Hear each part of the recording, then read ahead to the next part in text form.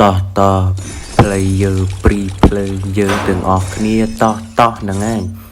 ថ្ងៃនេះគឺថាយើងមានស្នុបចិនហៅកាត់គឺស្នុបភ្លើងក្តាប់ដៃអញ្ចឹងហ្នឹងឯងគឺបានចូលមកមួយទៀតហើយហ្នឹងឯងហើយអ្នកគ្នាអាចមើលលេងបានតម្លៃគឺតែ 40,000 ទេលុយដុល្លារគឺដល់ព្រាលហ្នឹងឯងហើយយើងមើលទៅអ្នកគ្នាអ្នកនៅក្នុង TikTok ក៏អាចមើលបានអ្នកនៅក្នុង page ក៏អាចមើលបានអ្នកនៅក្នុង channel YouTube ក៏អាចមើលបានឥឡូវគឺខ្ញុំមាន channel YouTube ផុសហើយហ្នឹងហើយអ្នកគ្នាអាច search មើលនៅក្នុង channel YouTube ខ្ញុំបានហើយ GD Gaming ហ្នឹងហើយអ្នកគ្នាហើយយើងមើលទៅក្តាប់ដៃគឺមកល្មមគួរសមយើងលេងហ្នឹងហើយហើយ account នេះមិនមានអីច្រើនទេគឺវាមកល្មមយើងលេងទេហ្នឹងហើយ